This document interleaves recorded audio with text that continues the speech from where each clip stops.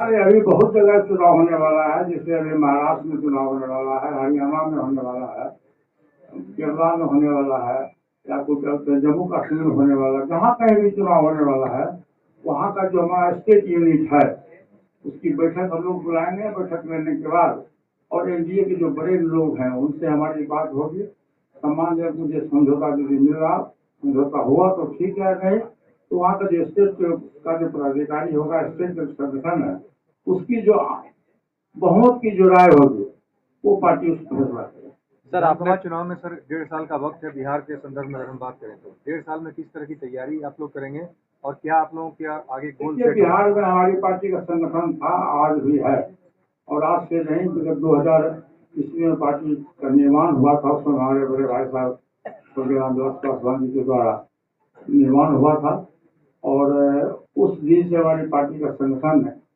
पूरे गांव में, शहर में, सब जगह, प्रखंड स्तर से लेकर जिला स्तर और पंचायत स्तर तक हमारी पार्टी का संगठन, और किसी भी पार्टी से हमारा संगठन कमजोर नहीं है। ये इस बैठक के अंदर में हम लोगों ने अपने संगठन, पहला मुद्दा जो हमारा है कि संगठन पूरे भारतवर्ष में हमारा है, हर प्रदेश में है, तो उस संगठन को लेकर करके हम लोग अपने सारे पदाधिकारियों को, जो राष्ट्रीय कार्यकारिणी के मेंबर हैं, उन्हें आमंत्रित किया था। और हम लोग एक निर्णय ले रहे हैं कि पूरे देश के अंदर में एक सदस्यता अभियान चलाया जाए और हर जगह जो संगठन है उसको मजबूत किया जाए। ये हमारा पहला एजेंडा हमारा है। और दूसरा एजेंडा ये है कि आने वाला जो विधानसभा है उसकी पूरी जोर शोर से तैयारी की जाए, और उसके लिए हम लोग पूरे भारतवर्ष के अंदर में आज के बाद कल से लग जाएंगे। और तो हमारा दो मूल जो एजेंडा है वो है, पहला संगठन को मजबूत करना, संगठन के लिए ब्लॉक स्तर तक कार्यकर्ताओं को खड़ा करना। ऑलरेडी हमारा बिहार में एक मजबूत संगठन है, बिहार के 40 जिले में हमारा अपना संगठन है। ब्लॉक स्तर पे हमारा, बूथ स्तर पे वहाँ कार्यकर्ता हैं ऑलरेडी, वहाँ ऐसा नहीं कि वहाँ नहीं है। और पूरे भारत के अंदर में आप हर प्रदेश में हमारा संगठन है, और साथ ही साथ वहाँ पर मजबूती से हमारे संगठन के लोग काम कर रहे हैं। तो एक तो मेरा है कि इसे और मजबूत किया जाए, जन जन तक पहुँचाया जाए। दूसरी चीज कि सदस्यता अभियान चलाया जाएगा, और आज के बाद पूरे देश के अंदर में सदस्यता अभियान चलेगा और हम लोग ज्यादा से ज्यादा सदस्य बनाने का काम करेंगे। देखिए, आज हमारी पार्टी राष्ट्रीय लोक जनशक्ति पार्टी की राष्ट्रीय अध्यक्ष के नेतृत्व में, उनकी अगुवाई में राष्ट्रीय कार्यकारिणी की बैठक बुलाई गई थी, और आपके सामने बैठक चल ही रही है। हमारे राष्ट्रीय अध्यक्ष जी ने अपने विचार आप लोगों के बीच में रखा, और 2024 के चुनाव के बाद पार्टी की क्या रणनीति रहेगी और पार्टी किस रणनीति के तहत अपने अपने क्षेत्र में, अपने अपने राज्य में कार्य करेगी, इन सभी विषय पे राष्ट्रीय कार्यकारिणी की बैठक बुलाई इसीलिए गई थी कि सभी लोग अपने विचार को साझा रखें। उनके विचार को सुनने के बाद हमारे राष्ट्रीय अध्यक्ष जी ने आप सभी प्रेस वार्ता साथियों को रखा कि हम जो भी इस पे निर्णय लेंगे वो अपना प्रेस रिलीज करके सभी सूचनाएं देंगे।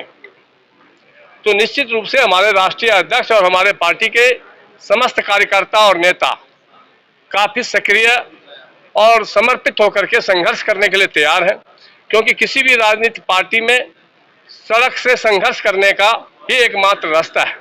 किसी भी पार्टी को आगे बढ़ाने के लिए उसका सोच हो, उसमें संयम हो और संघर्ष सोच के साथ हो, तो सफलता की सीढ़ी दूर नहीं रहती है। तो हमारे राष्ट्रीय अध्यक्ष जी ने आज बैठक बुलाई और उसमें सभी साथियों ने अपने अपने विचार को रखा, और निश्चित रूप से हम लोग संगठन कैसे मजबूत हो इसी विषय पे चर्चा आगे भी होगा। और 5 जुलाई को हमारे संस्थापक, जन जन के नेता माननीय रामविलास पासवान जी के पुण्यतिथि पर पटना में भव्य कार्यक्रम का आयोजन है। उसमें हमारे राष्ट्रीय अध्यक्ष जो भी निर्णय लेंगे वो अपने फैसले को सुनाएंगे, और हम पूरे देश के कार्यकर्ता अपने राष्ट्रीय अध्यक्ष के आदेश को निर्देश समझते हुए उस पर कार्य करेंगे और पार्टी का एक ऐतिहासिक पहचान बनाने का प्रयास रहे। पंडित सुभाष बिहारी जी को मैं तहे दिल से धन्यवाद और शुभकामनाएं देता हूं। वो हमें जो संगठन में जहां भी कहीं जिस तरह की जो भी जिम्मेदारियां होती है, वो भले ही दिल्ली एनसीआर में है या नहीं है, या प्रदेश राज्य में कहीं भी किसी जिले के अंदर है, वो हमें जो भी आदेश देते हैं हम उसको बखूबी से निभाते हैं। और इटावा से हमारे भारतीय यूनियन किसान मोर्चा से विपिन तोमर जी हमारे साथ में हैं, तो ये बहुत काफी लंबे समय से उस पार्टी के अंदर थे। अब राष्ट्रीय लोक जनशक्ति पार्टी में ये हमारे सुभाष बिहारी जी जो हमारे राष्ट्रीय अध्यक्ष आदरणीय, तो उनके साथ में कंधे से कंधा मिला के चलेंगे और आज इन्होंने अपने कई सैकड़ों साथियों के साथ में ज्वाइन किया है। हमें पंडित जी अभी जो जिम्मेदारी देंगे उसको हम पूरी ईमानदारी और मेहनत के साथ निभाएंगे। आगे आने वाले समय में इटावा में एवं पूरे उत्तर प्रदेश में आप ये देखना राष्ट्रीय लोक जनशक्ति पार्टी किस हाल में किस सिस्टम से वहां पर दिखाई दे।